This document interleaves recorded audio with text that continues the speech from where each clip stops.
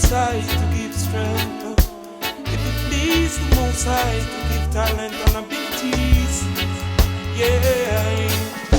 It could be simply public relations in keeping the neighborhood tight. It's got meaning, it's got placement and feeling, yeah.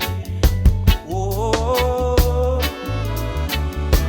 hey, oh yeah,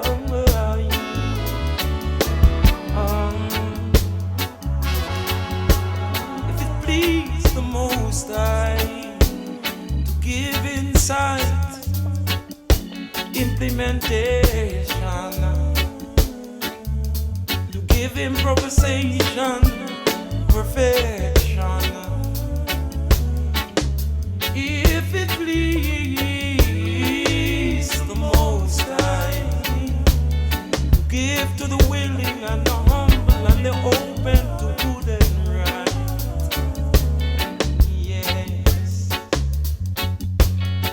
If it please the Most High that whom He should bless, if it please the Most High, then who should disprove?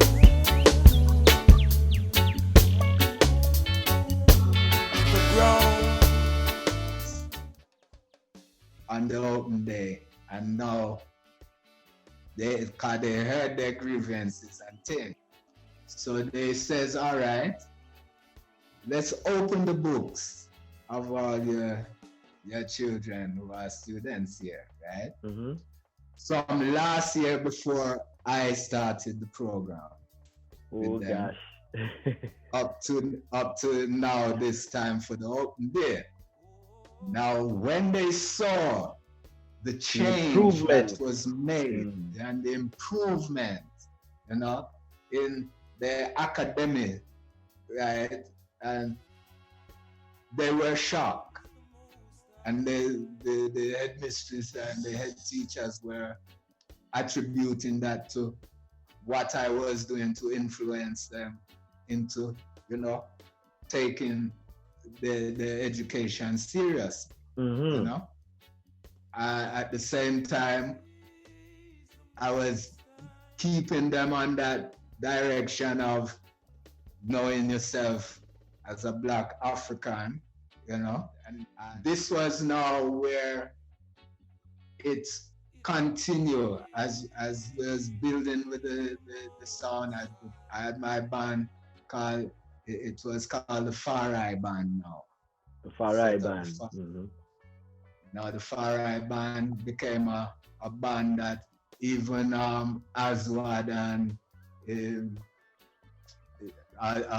Misty In Roots when all, because it was a thing where my band, because I had the links with my uncle and so forth, we had a lot of artists that was coming in through from Jamaica and needed a band to back them.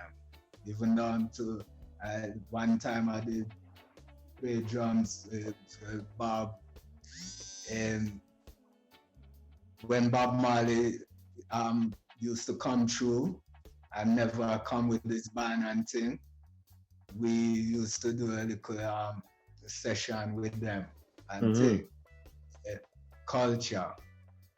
I work with Dennis Brown, do things with that time. Michigan and Smiley used to always there by my yard and thing and Jawush, all these artists them and yes sir. And because of the deprivation and so forth that we as Black people were going through and experiencing in England in those days, that's where we, even with my brethren them, we was now looking to set up, because we did start a little youth movement. And it was also at the time of where the Pan-African Youth Movement, we used to, be setting up little events and things to bring ones and ones together, looking into the Africanness, set up little stalls and things, And we needed a place. So by the time, now in 76, by the time I was 19 now, that's where we decided, because we were always being denied access and when taken seriously that, we have our organization there and thing. Even with the West Indian Club, I had problems, because they used to see us, ganja smoking youths, you know what I mean? So yeah, the stereotype. We had to find one place. So we squat and took over a building. It was a Salvation Army citadel, right center of town. Just behind it was the central bus station and thing. Just not too far from there was the train station. So you don't know, the biggest shopping mall in the town was right behind me with the bus station. So all the traffic is coming through that part of town. And we took over that building. It was a struggle, it was a fight. 76 was a year where I find that enough revolutionary moves was made by Black African youths. Right here in South Africa, you don't know about Soweto Uprising and thing. And we were going through also political problem and uprising there in Jamaica, and so it brought in a new kind of change. Now a lot of it was being underneath. They were looking at us as Black Panther, youths from the Black Panther. So they thought we were within that, mainly because of their investigation, finding out that we are very much in support of liberation. You know what I'm saying? Because we used to have meetings with exiles and so forth that was coming through, right? When we set up the center, it was the first Black self-help center in the country. And we call the movement Mata Fankanta Youth Movement. Mata meaning come, Fankanta meaning guard yourself. It was Mandinka and Amharic, right? So it was guard yourself against self-destruction. That was our movement. And say it again for our viewers, the full name. Mata Fankanta. Mata Fankanta Youth Movement. The abbreviation MFM was known all over the country because now it was a center where we then assist others, elders and things. We keep dingy, we keep, we helped ones and ones. I and my brethren and sisters, and we helped influence others to squat and take off. We helped Ancient Benji, Malachi, Levi, and so forth too. That's where we went and took over 3 houses in St. Agnes Place in Kennington. And what kind of response did you get from the authorities? No, well, the authorities at that time very skeptical towards us because of the nature of us as Rasta youths. But then when we got the center and they saw we running it in a fun, the only problem they had was the ganja smoking and thing, right? And as Rasta, we was providing now facilities for the youths. I just try plug in. No problem, don't worry. Battery. And you were also providing support for elders as well as, I'm sure, women and young people in the community. So the authorities, would they turn a blind eye to the herbs, or you came to some form of agreement, or informal agreement? What was really happening was that, yes, there was certain blind eye, because it was creating a little stability within the community. The center was now not just catering for Black youths, but all youths were coming, because again, in England, there's a lot of marriages and so forth. So you had a lot of white youths that were family to some of the Black youths and and things. So, and we had even Asian youths and things coming in, right? Now, we provided facilities that most other organizations and things could not, because we was doing everything out of our own pockets. I run the center with the sound system, the band. That was the center in the 70s, from 76 right up into the 80s. And it became the center where if you had a sound system or you had a band, if you didn't play at that center, then you never did play at all. You know what I did. And when we used to have holiday time, you don't know, roadblock. You know? The Does the center still exist, or the organization? No. Okay. No, and unfortunately, after I left, well, put it this way,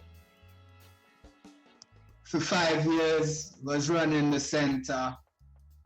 Basically, we were running it out of our own pockets. We never get grants or any financial support from any other way and so forth, right? But we were providing certain programs. It was a center where we were even doing, as soon as when computers were coming out, I think we had computer program going on, teaching ones-on-ones to deal with computers in the late 70s. The center, we had our own studio. We even had our own printing press, right?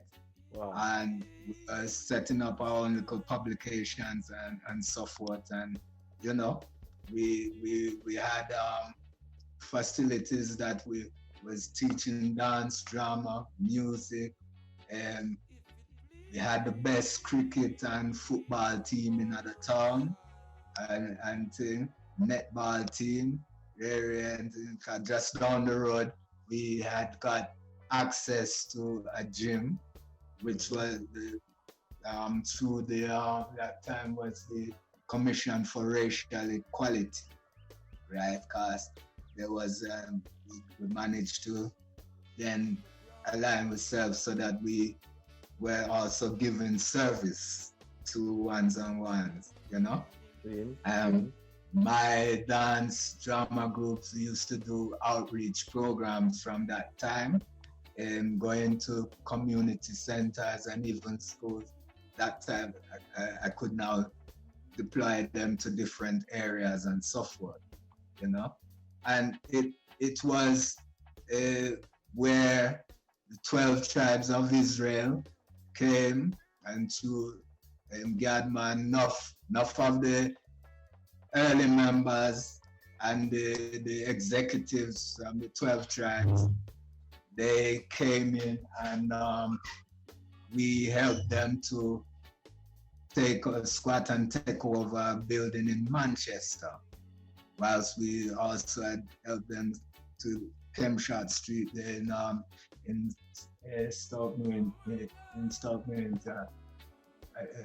Stockwell, yeah. Then take over in London. Like I said, St. Agnes Place, the Rasta House. We helped them assist take over and set up Rasta House in Kennington.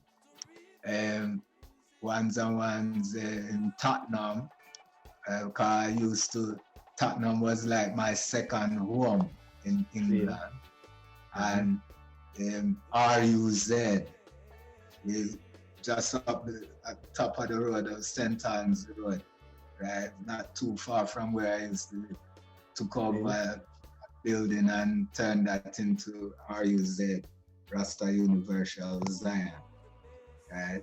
So, we were helping ones and ones, influence ones. Harambee Center was set up in Birmingham, and Jah Santua Center also set up in London. That's where Linton Kwesi Johnston and Tim was running the True Brewery, and thing. And we had the Pan-African movement that was supporting the liberation movements on the continent and raising funds and so forth. That's where I met with a few of the liberation leaders, even Mugabe and Joshua Nkomo and thing. And I believe I was shown that a file that they kept on me in ZANU-PF from the time that we had supported and even give a little funds. Wow. So they do the Harambee Center. We did a little event. That was a time when they did the Lancaster. They were coming and negotiating the Lancaster agreement. And we met with them. I did a presentation with Dance and Drama Group, and then I was asked to do a little speech and handed them an envelope and so forth, And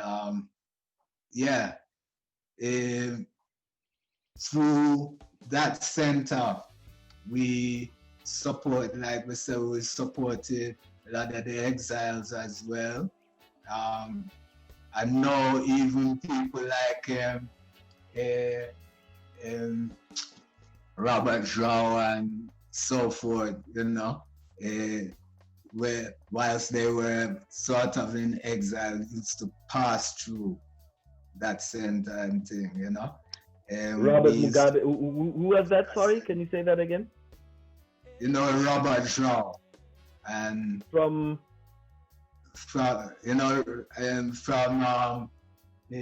one of the nephews, Mugabe. Oh, Robert.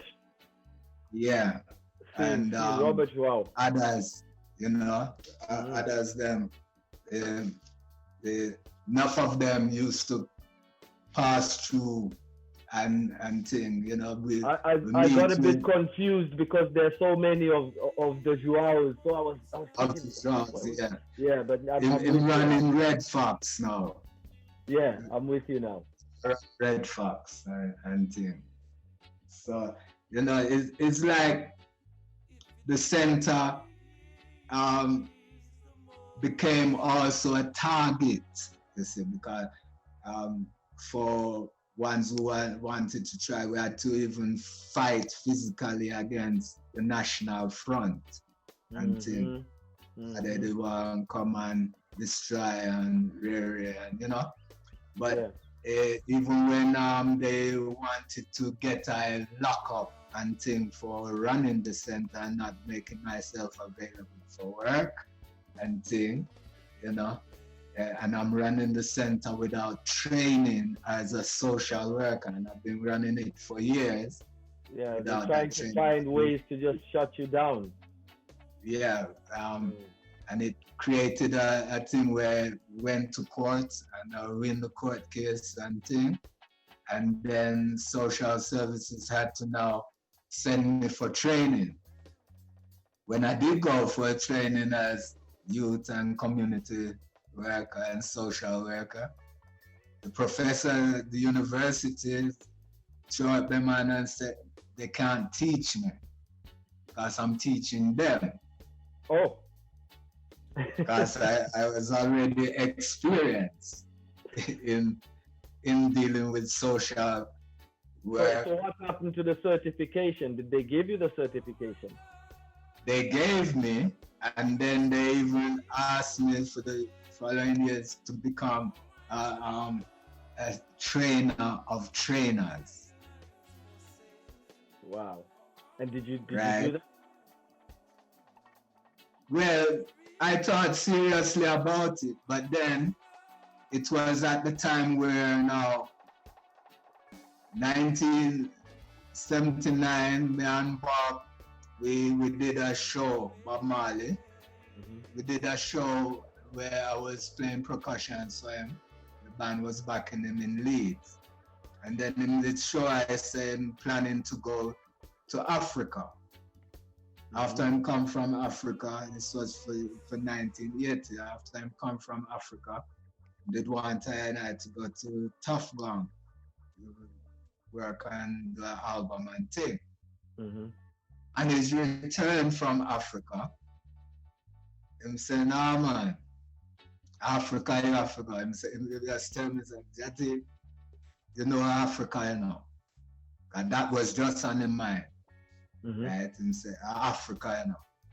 Because his plan was to return to Africa. He had already made certain inroads. Because that was when he had come to Zimbabwe and was in West Africa and so forth, you know. Mm-hmm. And even in Ethiopia, yeah. Shashamane and thing, right? So I must tell her, no, make you focus on Africa. Following year and pass, right? And that prompted to say, well, no, you know, Africa. And my intention was to say, well, the center that we set up as MFM, mm-hmm. we can make an extension and set up in Africa. Mm-hmm. So it was a thing now for me to decide now where in Africa am I go. I kind of had a lot of focus now on Southern Africa because I was actually involved with ones from South Africa, ones from Zimbabwe, ones from, you know. Through your political activism and fundraising and freedom fighting. Well, okay, yes, so sir. That's where the link is. Okay, I understand. I understand. Mm-hmm. So I just said, well, all right. I had to know, once I did say to my brethren, them, look, my left, you know, Africa, I'm not going now. I was even under some investigation from MI6 and thing, because what we was doing with the liberation movements and so forth, you know. And I just decided to do a little more studies and thing. I even went to Germany and studied the Montessori pedagogic system of teaching handicapped children, children of disabilities with normal children in the same classroom. Because I had already started, I was encouraged to do that, mainly because I was doing a little program with deaf and dumb children. And I was drumming and teaching them to dance and things, just using the vibration. They couldn't hear, but they But they could could feel the vibration of the drum. Mm. You see, and it helped them to do also therapy within movement and so forth. You see. So and this is it was something of interest for I to go and went to Germany. And these are all skills that you had the foresight to see would benefit your people if you returned with these skills to Africa.